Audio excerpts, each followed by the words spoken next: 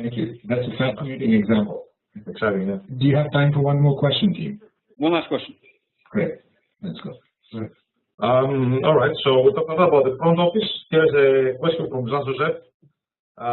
We think mainly about digital transformation in front office. What about digital transformation in the back office of companies? Well, gosh, so the screens are still up. When we look at this picture, we are very involved in back office, and the back office almost in some ways becomes the front office, right? Because if you look at this set of interactions, I'll take a step back, right? In the manufacturing sector, right, the back office and the front office were fairly separate, right? The front office is about taking that quote or that order, then you fed into the back office to fulfill and deal with, right? In a telco model, it doesn't quite work like that, right? You have this infrastructure to manage, you have a set of systems to manage the infrastructure needs to provide the service. And so for telcos, it's the networks, it's the towers, the switches.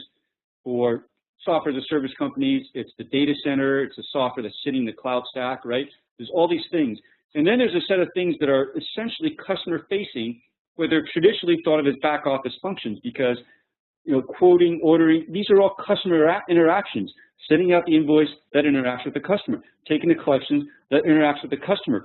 These things are just becoming so much more dynamic because it's not a traditional model where you're trying to fulfill an order to ship or sell X widgets.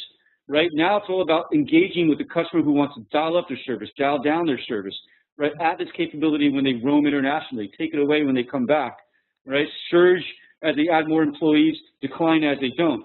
Suspend home delivery of this newspaper when they go on vacation, and then reactivate it when they come back. It's a whole set of dynamic relationships, and you need an agile back office that can react to these things.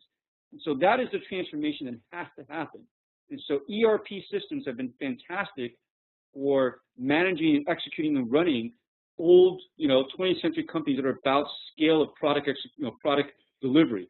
But these new models that are customer-centric business models really require something very, very different.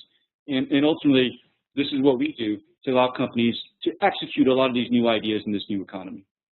And that was a fantastic last question. I really appreciate that. Thank you.